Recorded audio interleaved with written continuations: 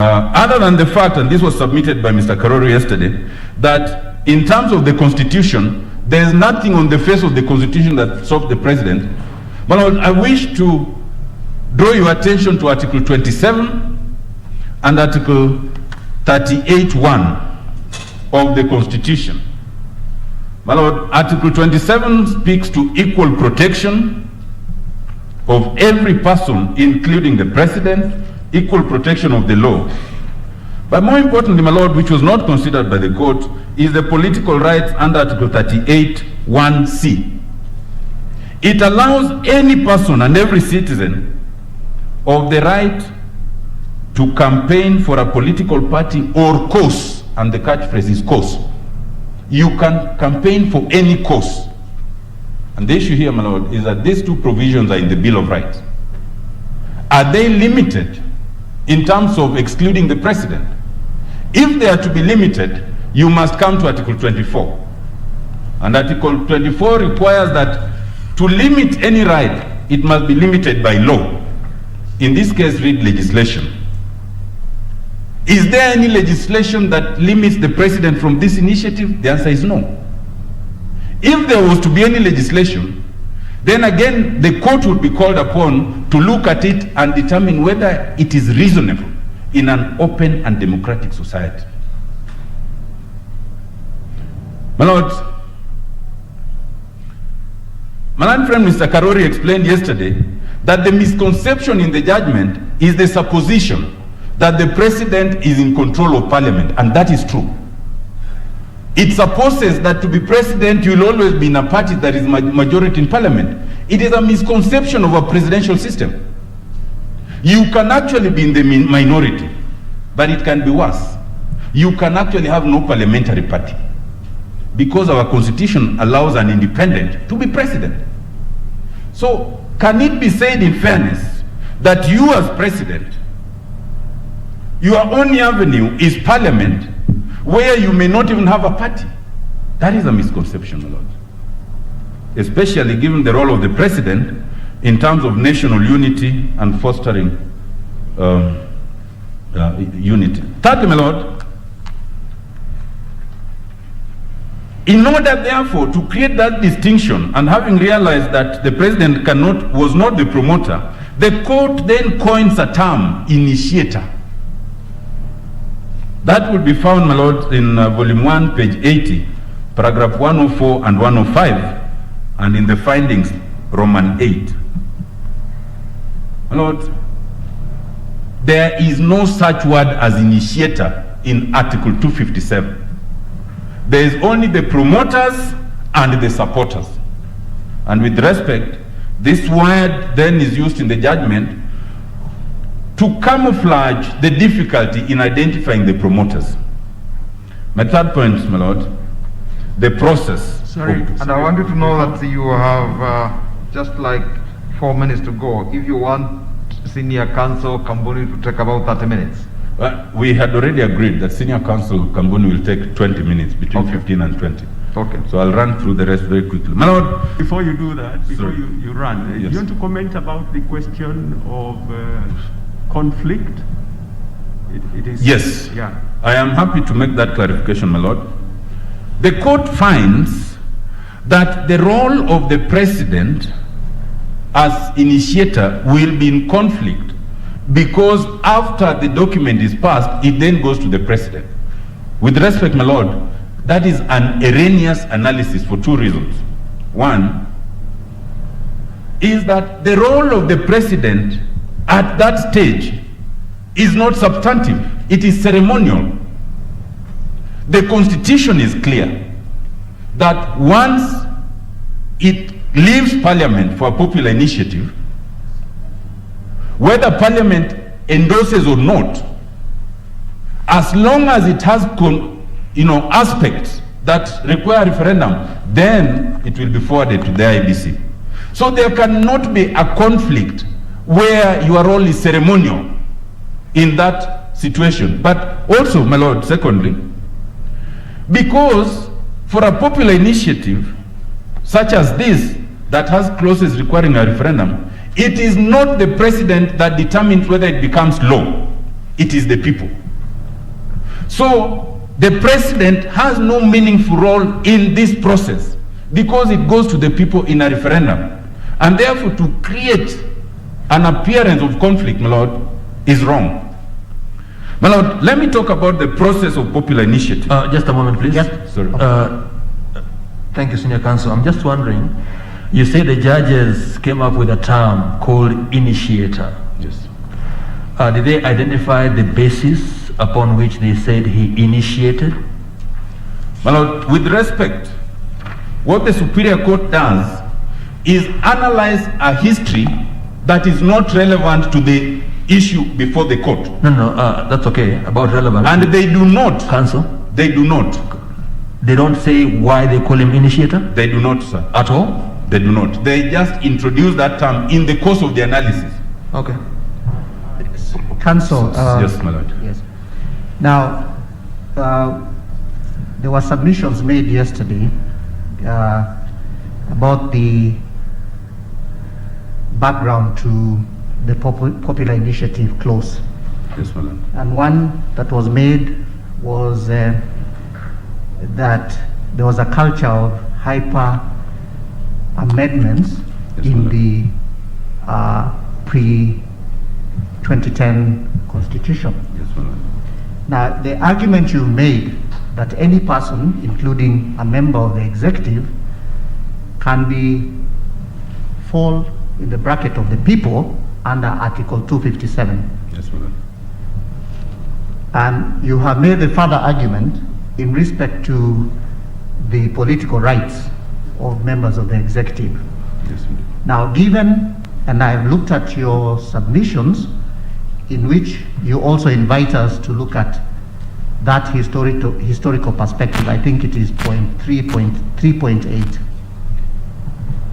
Given the history of and the reasons behind Article 257, when a member of the executive decides to be a promoter under Article 257, must he then cast aside his official or formal clothing as a member of the executive?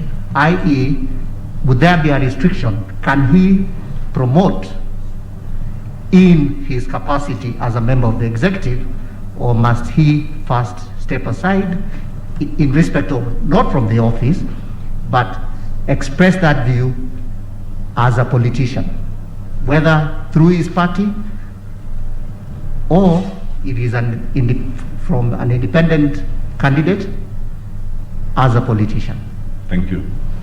My lord, in our analysis, and we've captured this in our submission, the route of popular initiative was a route that was coined to be an alternative to parliament, where you had, or you could have, a rogue parliament that becomes a stumbling block to meaningful reforms that are helpful to the people.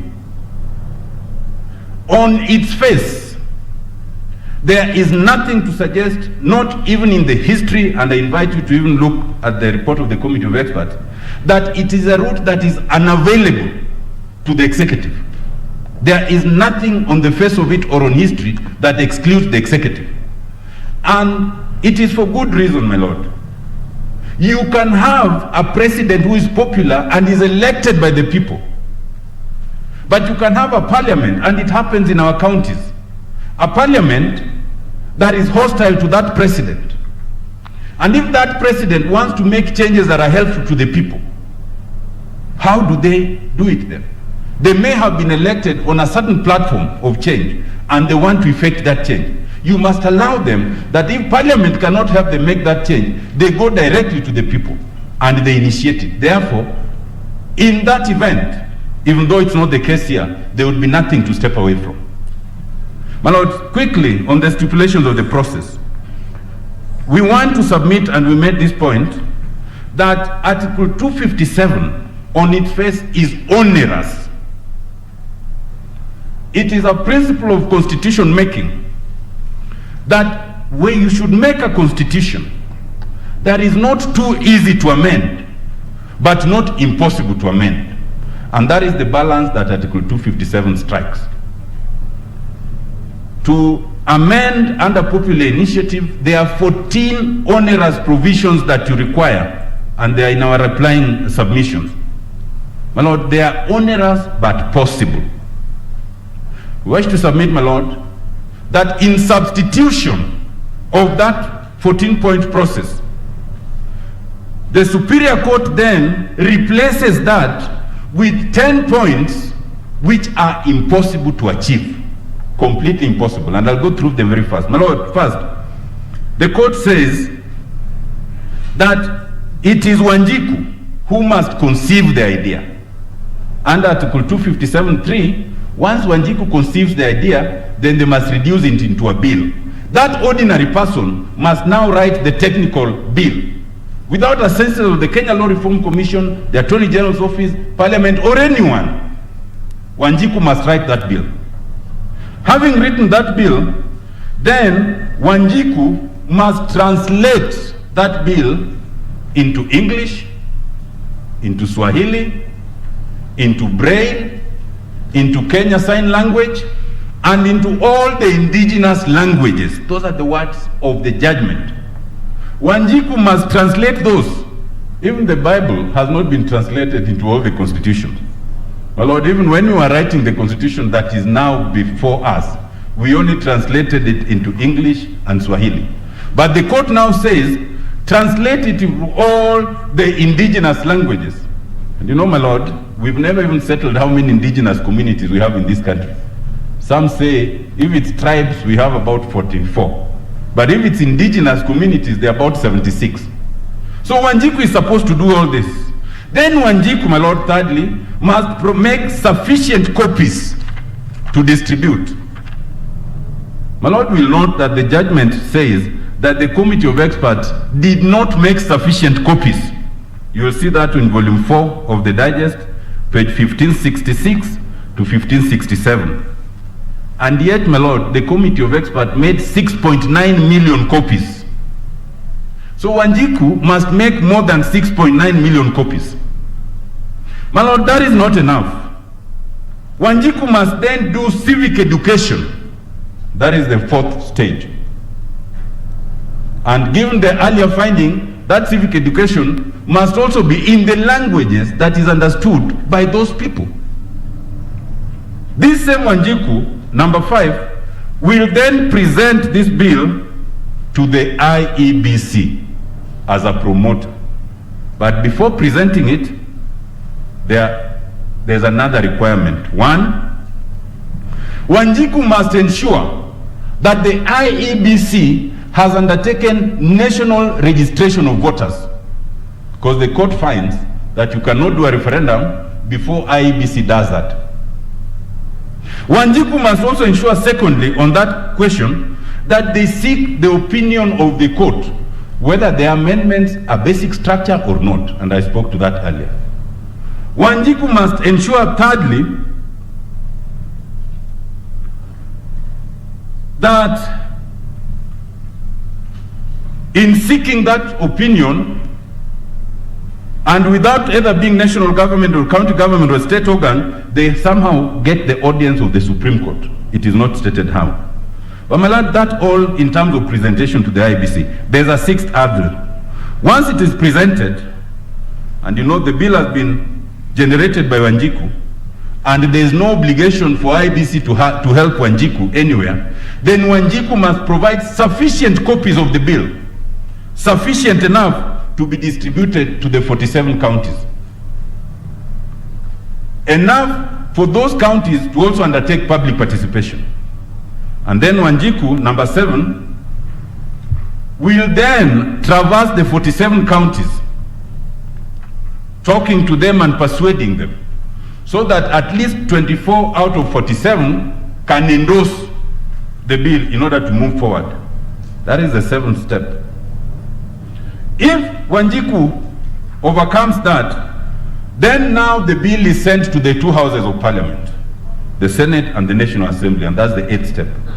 At that point, Wanjiku must engage with the 2 houses during their public participation. to explain and undertake public participation and persuade them to endorse it. Having done that, if it passes or fails, Wanjiku must then engage with the President and the IEBC in terms of the timelines that are provided. And then lastly, Wanjiku must then traverse the county and persuade us to vote yes. My Lord, we wish to submit that those prescriptions are utopic. They are impossible to achieve. They supplant what is in the Constitution for what is impossible to achieve. My Lord, verification. Yeah, Sorry, my Lord. Before you finish, you have outlined the difficulties. Sorry.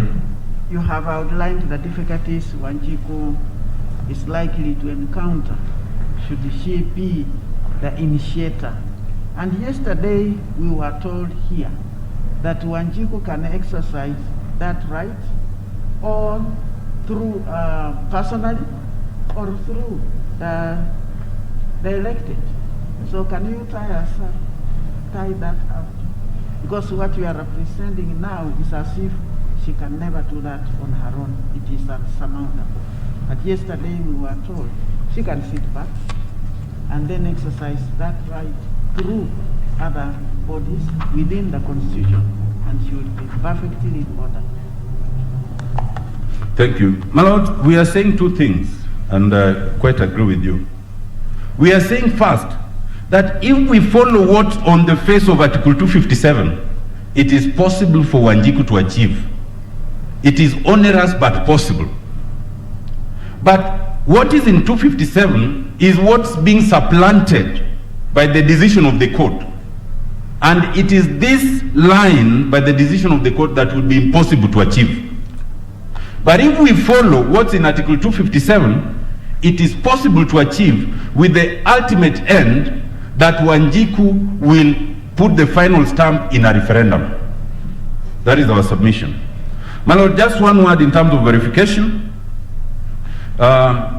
In terms of verification, my Lord, what IBC is required to verify is 1 million registered voters that they support the initiative, not 1 million signatures. My Lord, the court goes to an earlier document which talked of signatures without noting that the wording of Article 257 changed from 1 million signatures to 1 million registered voters. Our submission on that, without going into too much detail, is that the court was obligated to look on the express text of the Constitution as it is now, not on the contents of an historical proposal that was rejected. How do you verify those voters? I mean, supposing someone were to go and pick 1 million names who are on the register and present them, how does IBC verify that indeed those people are supporting that initiative? How do they do that? Thank you, my Lord. My Lord, that issue, and I invite you, I thank, thankfully, that analysis is made in the Justice and Legal Affairs report at page 28. My Lord, will see from that report that the IBC stated that it uses what it calls unique identifiers. That in our system right now, you are not just identified by your signature. There are other unique identifiers. And when my Lord then consider that report, you will see that the question of signatures was only one of the others. In our situation, my Lord, and especially in this context, it is to be noted that there were over 4 million signatures. Not a single person, despite the publication by ABC, came out to complain that my name was put there erroneously. Counsel, yes, my Lord. Please assist me. You see, it's my business to understand this thing. And I want to know, how is that process a verification, other than just having the numbers and perhaps ID numbers which are easy to get from IBC, from the voters register? How does one verify that those are actually supporters? this thing called unique identifiers. Sitting here, I have absolutely no idea what that is. What are those unique identifiers?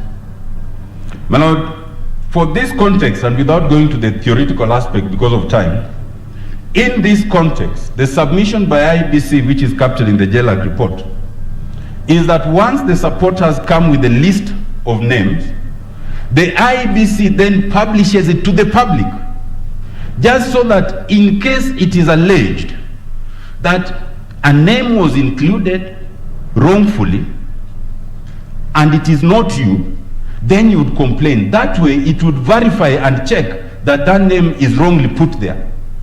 The Council, yes, my Lord. Parliament may have been quite happy to be told by IEBC, Yes. we have unique identifiers and they don't follow it further. But for me sitting here, if you tell me that there are unique identifiers, I need to be satisfied, and that's what I'm asking you. What are those unique identifiers? My Lord, my learned friend, Professor Gidu Mugai, says they'll deal with that. Because of my time, I will not go into the detail. What is sufficient for this purpose, my Lord? I'll be waiting. Yes. Thank you. Is that you cannot place undue substance on the question of signatures when in the first place the law does not require every Kenyan to have a signature. When in the second place there is no repository of signatures, and that the undue elevation of the question of signatures when it's not required is what's wrong. But I'll allow the team from IBC to deal with that. But now, on the question of quorum, it was dealt with. All I wish to say on it are two quick things. One, that, my Lord, you cannot elevate a provision in a schedule of an act to essentially amend the Constitution by providing a higher minimum number of commissioners than is provided in the Constitution.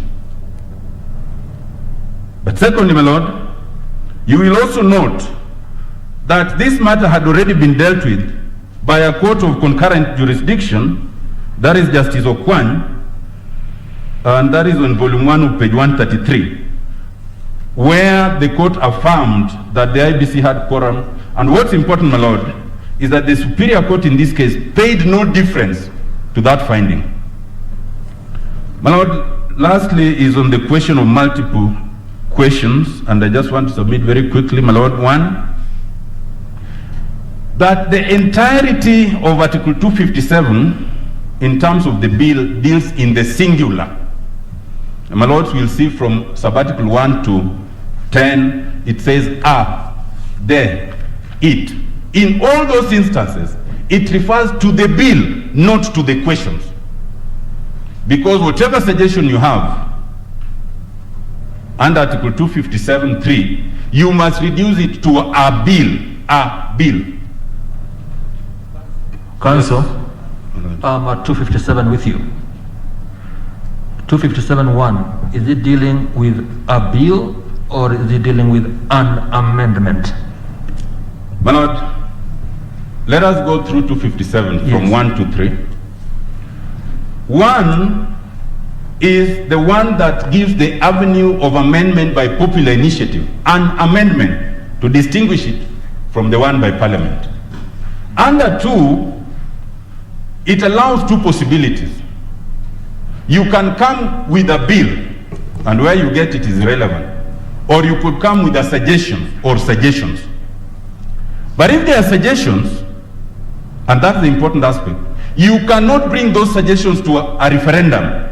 You must reduce them to a bill. Okay? Under 3. And the word is shall. You shall formulate it into a draft bill. Not draft bills, a draft bill. Whatever it is, and we can demonstrate that. My Lord, when you continue, and even the question that was posed yesterday in sub-article 10, whenever you talk of it, there, it refers not to a question. And Learned Senior Mr. Rengo submitted on this yesterday. The rosy idea that you can bring questions to a referendum is one that arises from the Elections Act, Section 49. And it allows the possibility that you could pose a question, should Kenya still remain within the East African Community, as a question. But when it comes to an amendment, There is no such latitude. You must reduce it into a bill, and it is that bill, a bill, the bill that is considered. It does not allow of the possibility of multiple questions. The corollary to that, my lord, and I invite you to look at the finding by Justice Ochieng in the case of Titus Azlila, volume 6, page 2650, all the way to 2656, where he makes two important findings. One, that Article 257 itself is a complete framework. It does not require anything else to enable it. It is complete. And in fact, he goes ahead to find that to try and direct IBC on how to undertake a referendum is a usurpation of their jurisdiction. Mr. Otiende, do you still intend to give your other counsel 20 minutes? I am now 2 minutes and I'm done, my lord. I think it's the questions that 2 minutes. My lord, it is also to be noted that the court failed to take judicial notice, although it was submitted, that there is a referendum bill. And that referendum bill is produced in the reply to the additional evidence. And in detail, without explaining, it demonstrates why you cannot, why Parliament adopted the view that you cannot have multiple referendum questions. Indeed, my lord, if you were to accept that you are to have multiple referendum questions, then it cannot only be for the voter at the referendum. Will you have those multiple referendum questions to the counties? Will you have them to Parliament when they are considering it? The answer is no. It would result in unimaginable difficulties, and you would not have a constitution. My lord, lastly, is to say that the JLAC report that is annexed is not a finding as submitted by the respondents, but as shown on its face, they are notes which were meant to assist members of Parliament in making a determination whether to vote yes or no, and they are notes that contain the majority view of parliamentarians and the minority view. And it is a document that did not require and was not adopted by Parliament. It is of no probative value for this discussion, except for academic purposes. But to that extent, and all this is captured in our reply, on all 8 material points that the court found on, the JLAC report found to the contrary. My lord, I now wish to invite my colleague, Senior Counsel Lucy Kamboni, to continue. Thank you.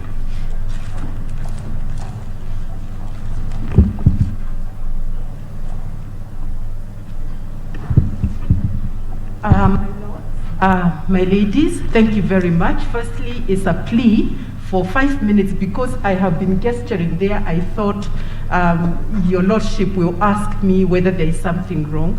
A question would be asked by the bench and the clock would not stop. That is why 5 minutes have disappeared. So, my lord, if you could restore that. Otherwise, all I will do is greet the bench. Council, it's nice to greet us, but I think it's important to realize that your submissions are all in place, yes, and your time really ought to include a time for intervention. The idea is to persuade us, yes, and we need to ask those questions. Thank you, my lord. I'll try my best. My lord, firstly, I'm dealing with the issue of public participation, and I will pick up from where my learned friend talked about the role, what a promoter does in a popular initiative. And I will not rehash that. But your lordships, if you look at part 4 of the decision, that is from paragraphs 562 up till 568 or thereabouts, you will see that the court deferred to the form of public participation that was determined or that was recommended by the petitioner. And you will see that the court says in paragraph 566, we have considered the respective parties' arguments on this issue. Honorable Raila Odinga and the BBI Steering Committee did not even suggest that copies of the reports and the Constitution of Kenya Amendment Bill were provided to the people. And in the form the petitioner insists the law requires. Now, Your Lordship, a promoter need only get 1 million supporters. The promoter doesn't have to go to all the majority of the 24 of the 47 counties in this country to get support for the initiative. They need 1 million voters to support their cause. So if they can choose where they will go, and therefore to insist that this promoter must carry out public participation in the manner that the court has insisted in the High Court doesn't make sense. Because it means that if I know, Your Lordships, you will support my cause as a promoter, I will come to you and explain to you what it is that I intend to do, and you will support me. And I will go to a locality that I know, again, I have support. So how is it that the High Court insisted on public participation in the manner we insist on public participation when we are dealing with policy decisions and amendment of statute of law and that kind of in coming up with legislation, policy issues? How would they insist that a promoter carries out public participation before they come to a supporter to say, support my cause? Your Lordships, that doesn't flow. And in particular, when you look at the finding of their Lordships, this is in the holding, this would be 13, they made a declaration that county assemblies and parliament cannot, as part of their constitutional mandate, consider, oh no, so sorry,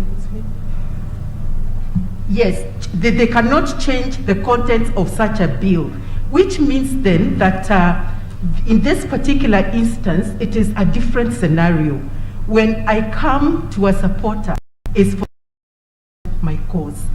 And when this bill is presented before the assembly, the county assemblies and parliament, in fact, nothing is altered. So then how would I be seeking public participation if, in this respect, if you cannot even propose an amendment to this bill? That is the challenge that we find in the decision that a promoter carries out public participation. But in any event, Your Lordships, at the county assembly, once the promoter is done presenting their bill for the popular initiative, once they present it to the assemblies, to the IEBC, and that finds its way to the county assembly and then to parliament, then at that level, there's public participation that happens, and there is a record of that having happened. So in our view then, a very high standard was raised, whereas a promoter is simply that. In fact, once the promoter is done and presents their document, that is the end of the matter. They need not carry out any, they don't carry out any public participation. They now begin to whip their supporters, and the different interest groups then come in, and then before the referendum, if that is where it ends, then there is the usual civic education that will happen. So really that is what a promoter does. Now quickly on some of the other issues that I need to address. Of course, I've talked about public participation under Article 10(2)(a). That is a requirement. Now, the authority, Your Lordships, I would wish to emphasize is that of Republic versus County Assembly of Kirinyaga and another, and this was a decision by Lady Justice Nyamweya, and she does an excellent she makes an excellent finding on what actually should happen in matters of when you are considering public participation in the context of a bill to amend the Constitution by popular initiative.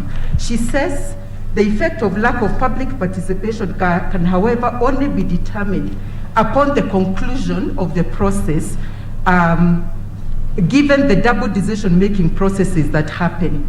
So the prevalence or lack of public participation as a contributing factor, therefore, is looked at differently because there are different actors in the promotion and passage of a bill to amend the Constitution. So you cannot look at just one, you cannot just make one step. You need to look at the entire process because Parliament and the county assemblies are engaged, and that is what she therefore finds, and we urge you, my Lord, to look very seriously at that authority because it speaks to this situation.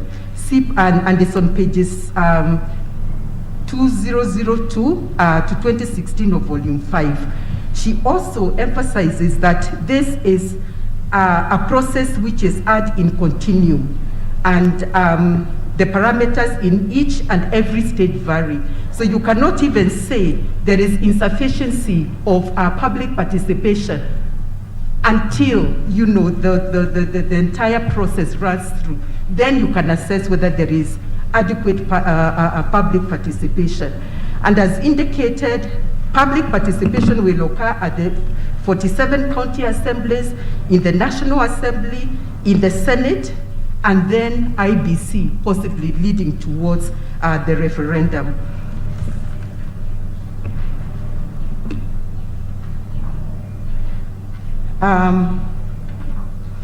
Then, my Lord, sorry, I think I made an error somewhere. I should be referring, no, it's correct.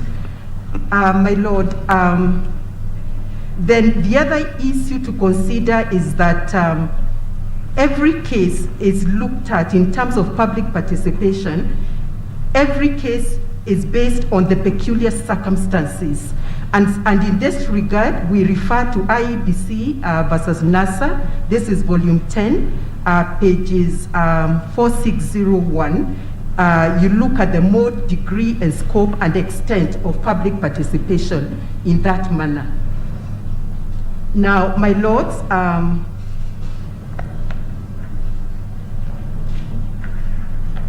as I indicated, there is no intention to alter the contents of the draft Constitution Amendment Bill, and that is why this bill is different from regular legislation where we seek to amend.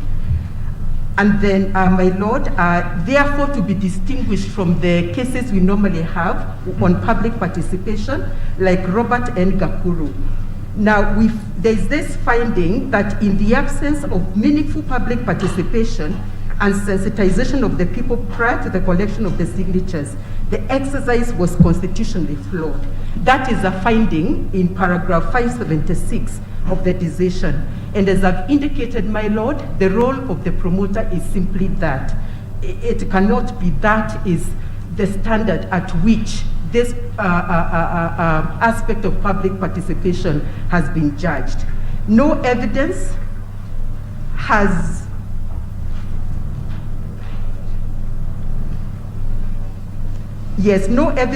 been tendered also to show that public participation was not done at the levels that I've indicated.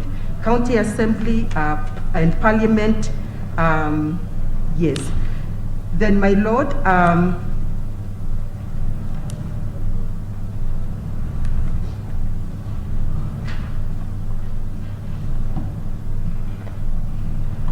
yes, my Lord, the other important thing is that the 1 million voters also show that the promoters actually achieved even what in the making of the Constitution we were unable to achieve. So that effort cannot be wished away because in the making of the Constitution only about 100,000 memoranda were received. So an onerous standard therefore has been set for a promoter, which is not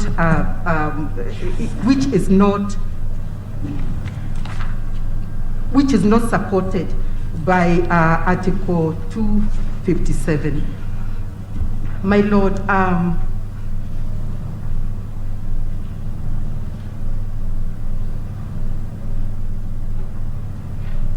my Lord, what we are also submitting is that it was important for the court to allow this matter to go to the referendum, because that is then where the ultimate test for the decision making then by the people is made at the vote.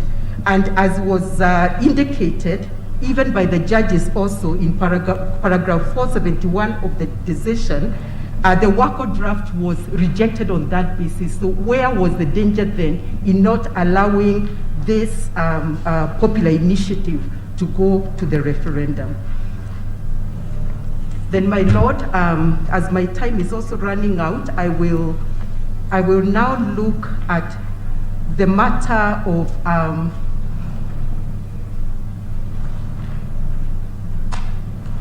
yes,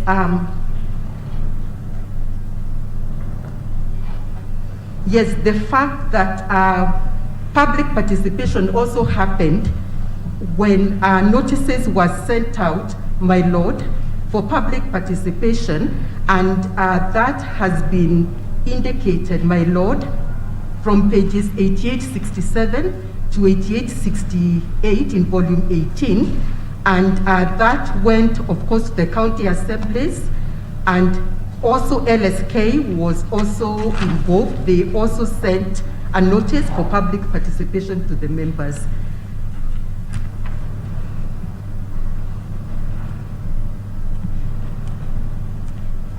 Now, my Lord, I will now look at the role of the court, because I am running out of time.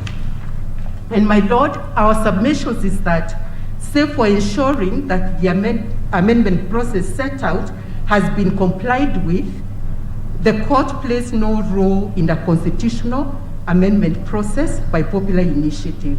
And my Lord, we have mentioned the case of Law Association of Zambia and another versus Attorney General, and you will see that in our volumes. My Lord, the other issue I wish to refer to, my Lord, is with regard to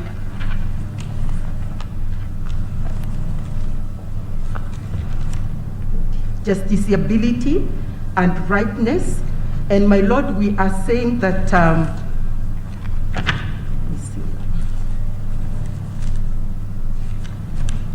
my Lord, we are saying that as at the time when these petitions were before the court, my Lord,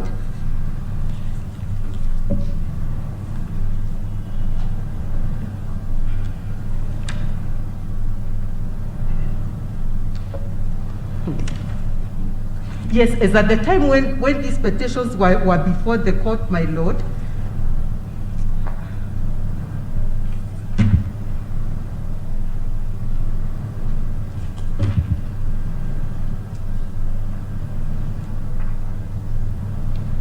yes, Counsel. yes, my Lord, is a time that is running out.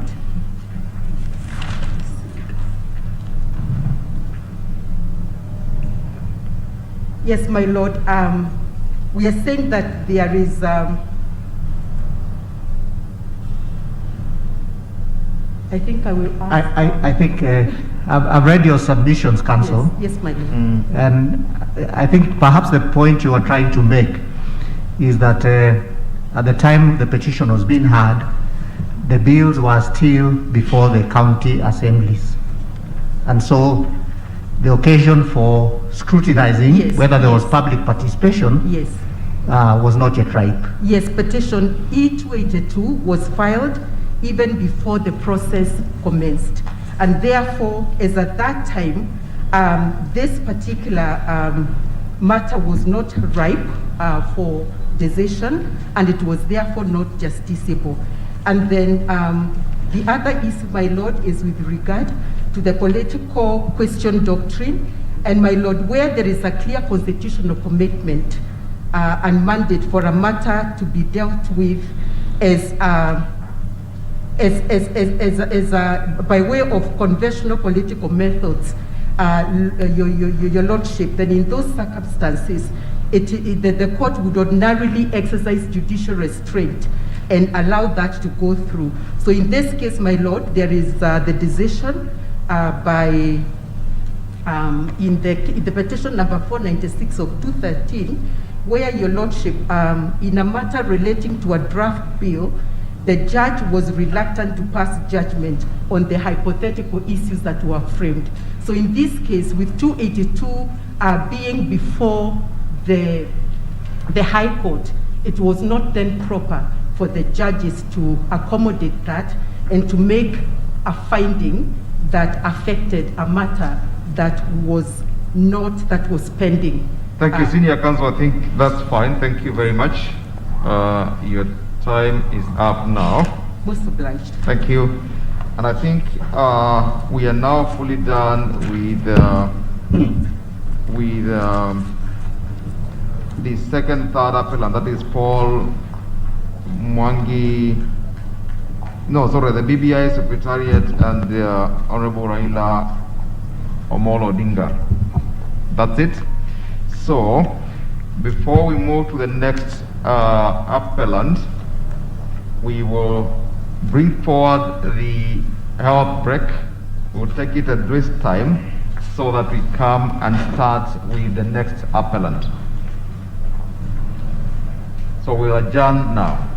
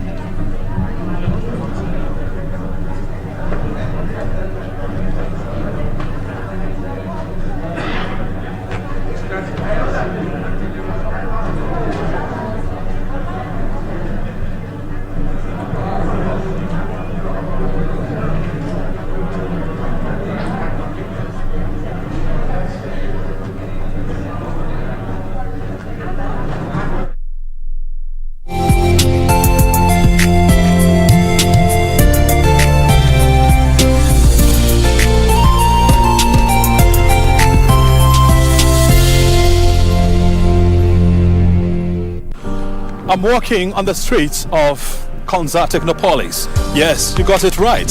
The African Silicon Savannah is slowly but surely taking shape. But the question is this: what do we need to do to accelerate the progress of Konza?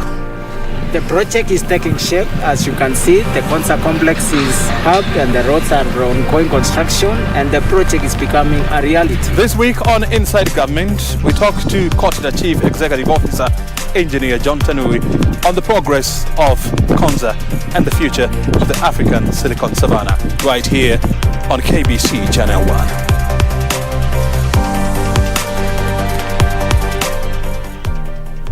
Quiero amarte de una forma diferente, de otro modo. Well, if you think I'm going to keep my mouth shut, you're wrong. Ask Maximiliano to come here.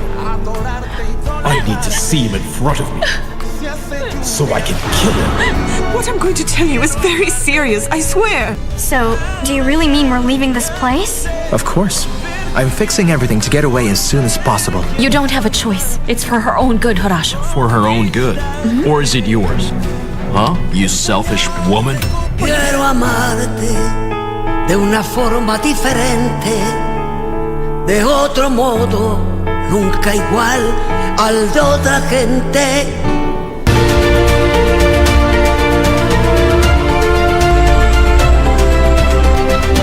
Most people, seeing wild dogs is a dream of a lifetime. The only way I can differentiate between these two individuals, born on the same day, same sex, is using this small white unique spot. Last night they only got a small prey, so they're hungry. That being killed all these sparks within a span of 2 months. She's been down for about 25 minutes now. We only have about 10 more minutes to go. They could lose up to 20 animals in just 10 minutes.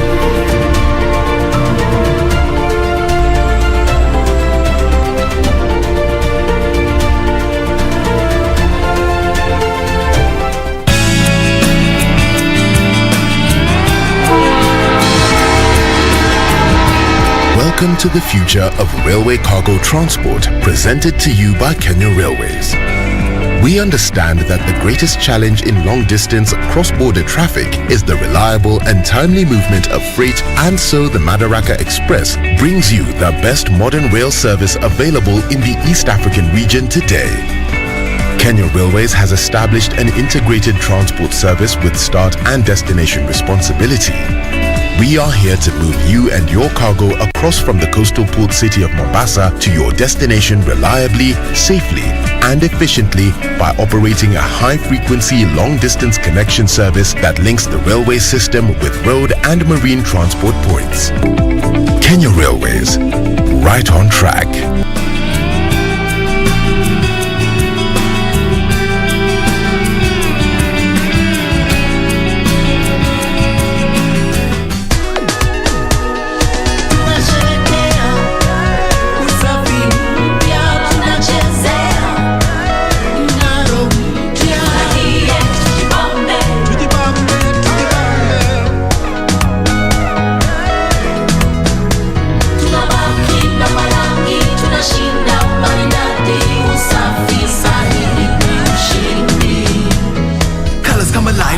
Before Ushindi with OxyBrite does so much more. Removes stains easily and cleans it right. Brightens with the magic of OxyBrite. It's a brighter life with Ushindi. As a righteous Lord and Master stretches out a helping hand. The sins of the Father are visited from all. I know there's certain things I usually explore, like having success and never worry about paper. Choose Rastafari. You serve the Lord, your Creator. Lift up your hand, hold it up high. We know that we win the fight.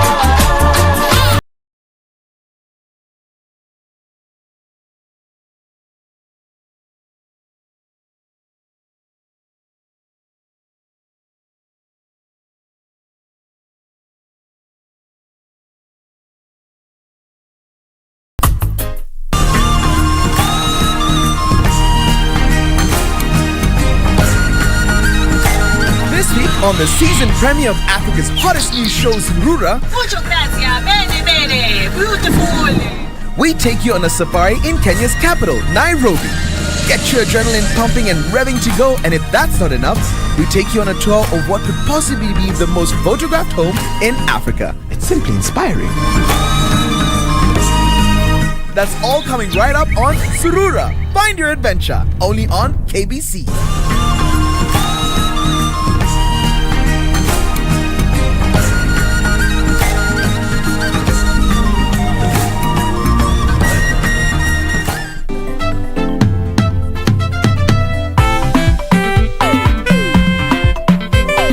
Wrong with you people, eh? I thought this was a place for quiet study. I could hear you all the way down the hall. Is that why you brought that pathetic Rexine to take over? Is that why you told her not to mind our pathetic English? Only wild pigs enjoy a smelly, messy bath. Something that I'd give easily. Whom are you calling a pig? Or maybe you want to skip the lesson so that you can go and skip on that pig bath. Rotten pig meat. Okay, I cannot believe that I will be broke again. How can anyone resist such a lucrative business? Strike me right now. Mr. Tisha has finished to be comparative. Classmates.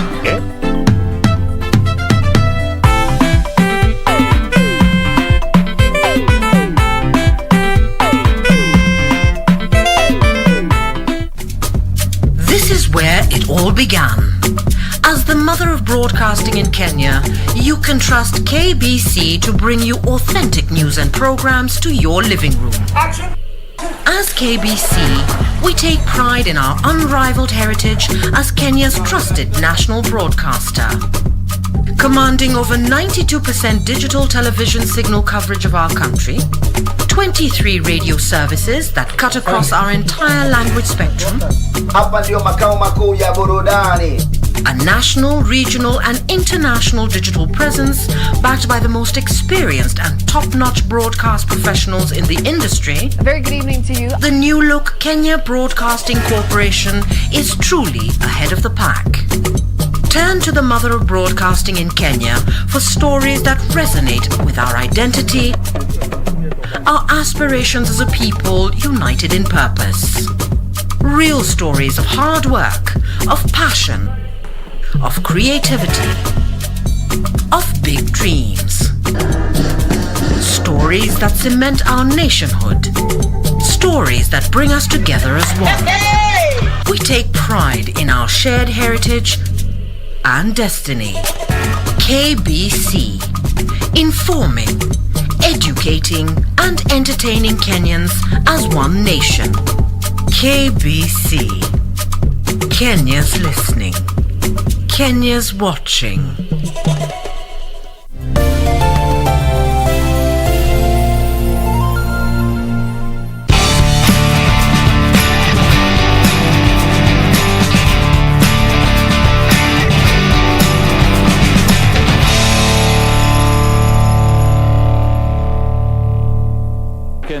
Baba Yao, as he is popularly called, rose to prominence in the 2004 Olympics in Athens when he led Bremen Kipruto to a 1-2-3 Kenya podium finish in the hurdling event in a most memorable moment, as it turned out to be the only triumph.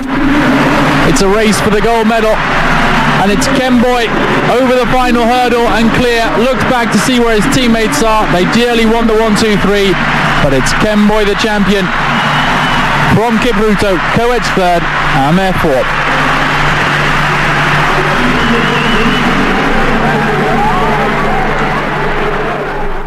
I'm always a patriot.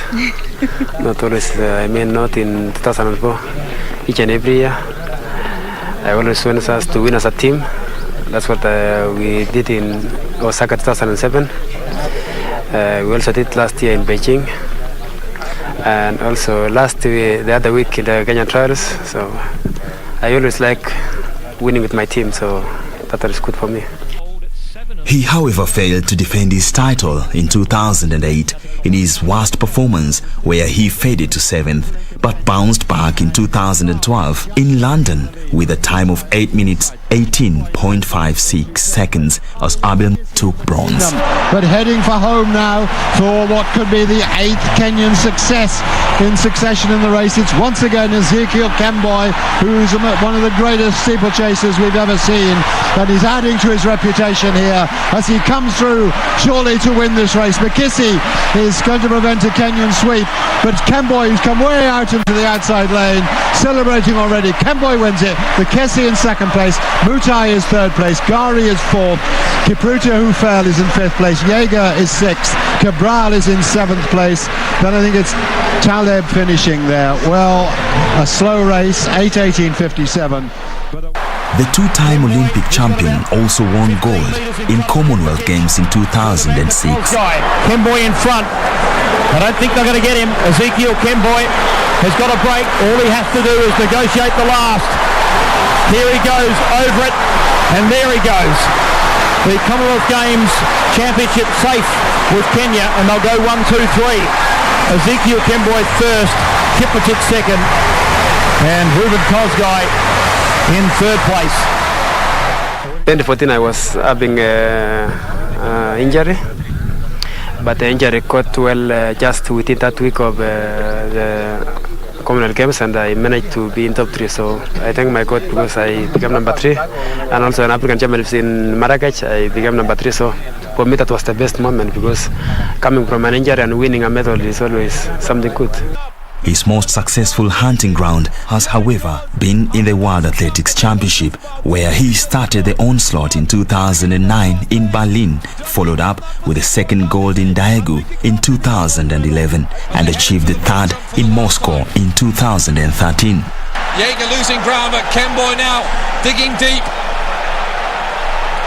And Kiprutu's coming through as well. Kemboy takes the final hurdle safely. Kemboy is going to come through surely to retain his title. Kipruto though finishing fast. Kemboy's going to have to watch out, but he holds on. Kipruto makes it Kenya 1 and 2. My best world champions was in 2013 in Moscow. In Moscow, whereby everybody threw the Kemboy outside the medal bracket, but I managed as a winner, so it was a surprise for some guys. But for me was good being in the top. There was no denying him the fourth world title in 2015 in Beijing in Kenya's glorious outing, and the only athlete to have won fourth successive title. Kemboy comes off well off the final barrier. It's going to be Kemboy again. The legend of Ezekiel Kemboy continues. Another amazing victory. I always like making records.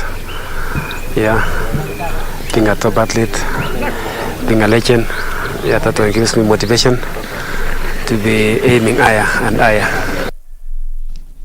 The only multiple gold medalist in both the World Athletics and Olympics, with a personal best of 7 minutes and 55.76, attributes all these achievements